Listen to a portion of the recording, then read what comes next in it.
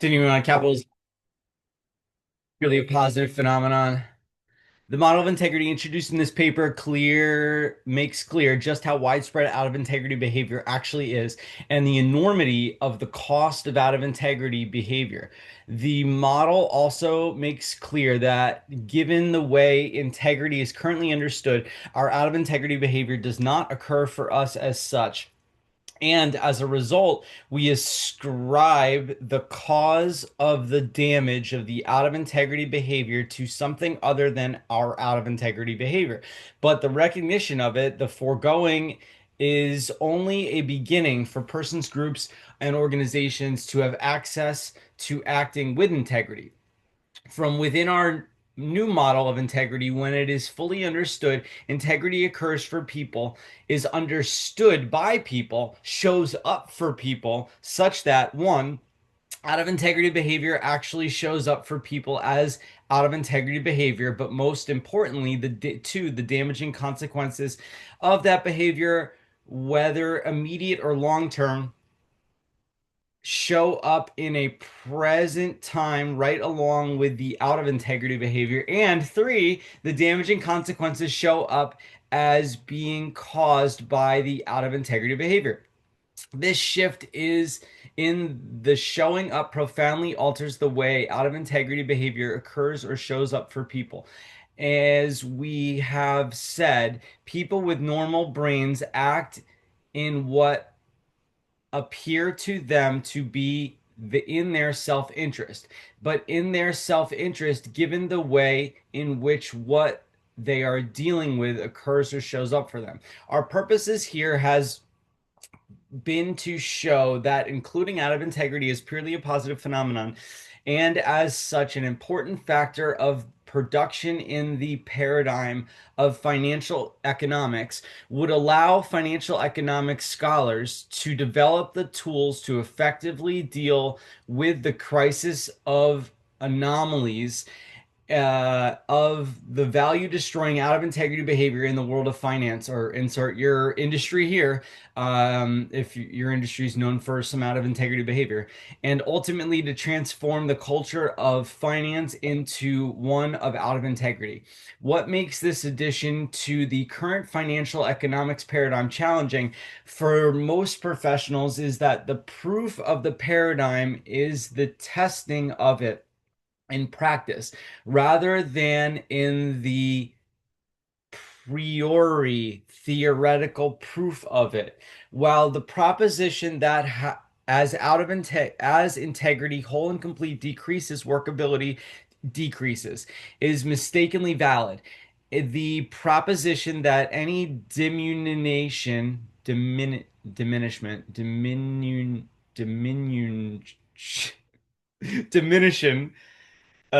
in the integrity, wholeness, and completeness, or diminishing the wholeness and completeness of an individual's or other human entity's words results in the diminution of workability for the individual or entity is a heuristic. It just works. When the fact that it actually works in practice becomes a clear-cut personal discovery, this naturally alters future behavior. I'm guessing heuristic means something that works, but we'll look that up later, or you can look it up or whatever.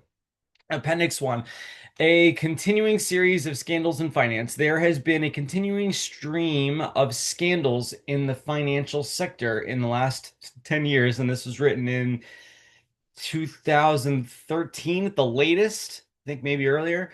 So, yeah, at least 22 years, all involving out of integrity behavior that has imposed huge costs on the entities that have been the source of the out of integrity behavior, as well as other organizations and individuals who were merely customers, associates, or bystanders in the events.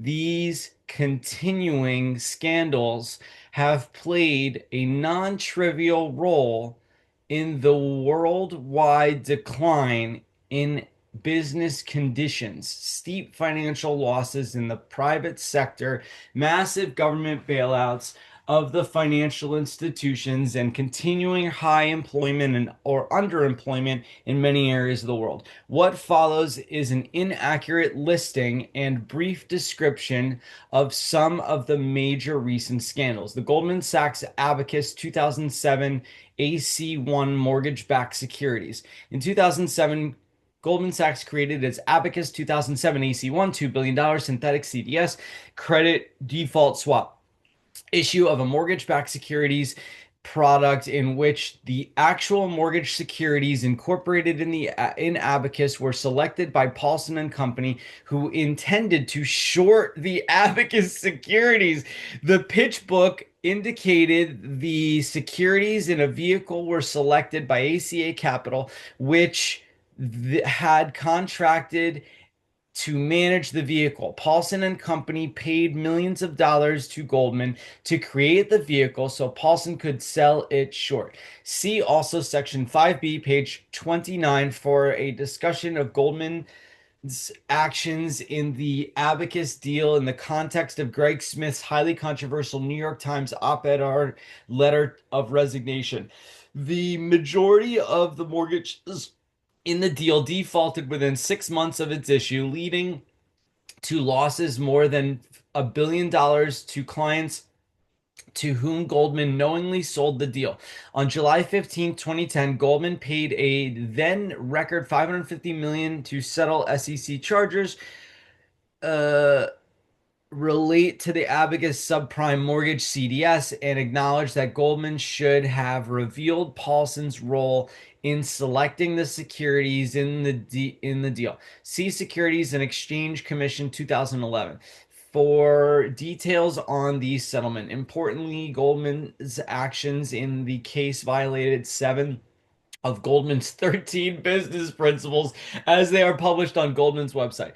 These principles are formally Goldman's word to its clients, employees, and others. As Time Magazine Gust in 2013 summarized the case on the conviction of the goal of Goldman Sachs's bond trader, not so fabulous Fab, ex-Goldman Sachs trader Fabrice Tourre found liable for fraud. Tourre became a symbol of Wall Street hubris after boasting that he sold toxic mortgage assets to widows and orphans. Fabrice Tourre, a former Goldman Sachs bond trader, no, hey, knock wood, Fabrice, you repented and you're all you're made whole and complete and good on all this stuff that you did. I don't doubt that you can be forgiven and go on to be highly successful. Known for his colorful nickname, Fabulous Fab, was liable for fraud for his role in a failed mortgage deal that cost investors 1 billion in a decade that foreshadowed the financial crisis.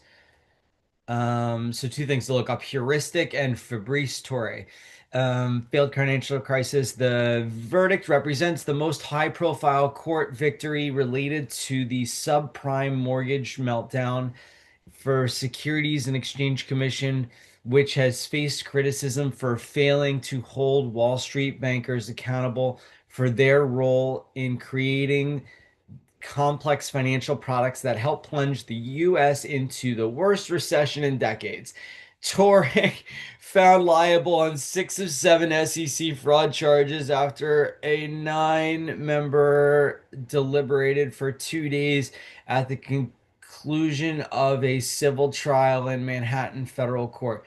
Um, an aside on one action that could be taken by all these industries that note this stuff is more in-depth training. It seems like most companies will do like 3 days of full training and very little of that is with a customer. Um, and then it's kind of like good luck. Here's your boss and here's your duties. And what would work is interfacing with customers, showing a full integrity with customers to set the example lead by example for someone that starts new and doesn't develop good habits, checking in on them 2 weeks later, being with them and customers 2 weeks later to ensure that wholeness, completeness, um, non-destructive behavior is not didn't develop somehow. A bad habit didn't develop somehow. Um, and then some sort of scrubbing on the back end where we can analyze the customers and catch the fraud before it happens. That's just one of over 1,000 different actions that could be taken by the finance industry, media industry, uh, uh, real estate. I mean, literally every industry has bad apples. I don't know anyone that could say that my industry has zero bad apples. Um, so yeah, comment below what other actions you see could be taken.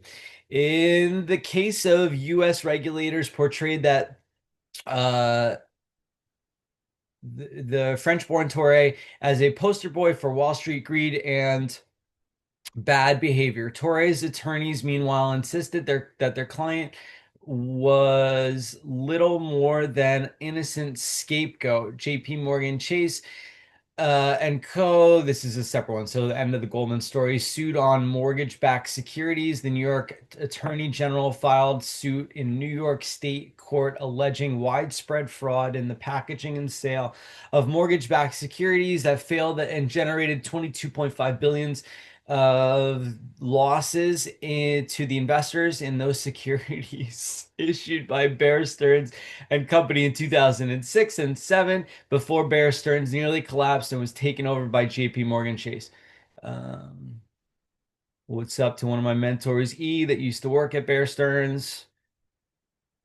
And it's just yeah, there's so many other culture-based, vibe-based actions that could be taken um by any company in any industry that would naturally allow for integrity. The lawsuit quotes from emails and messages purportedly sent with Bear Stearns within Bear Stearns that it says showed the bank was aware it was selling poor quality investments. In one, a Bear Stearns employee described one securitization in an internal email as a sack of stuff, according to the lawsuit. The suit argues that Bear Stearns knew these mortgage-backed securities would fail, and indeed, the losses of on the mortgage-backed securities were astounding, totaling more than 25% of the original principal balance.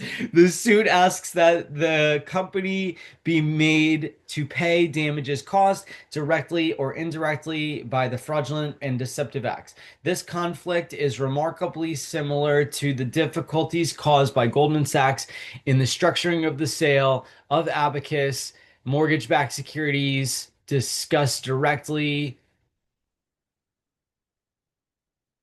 above section 4A in the text. All right, we'll continue with mortgage-backed securities summary. All right, peace, love. Hope you're on the best day.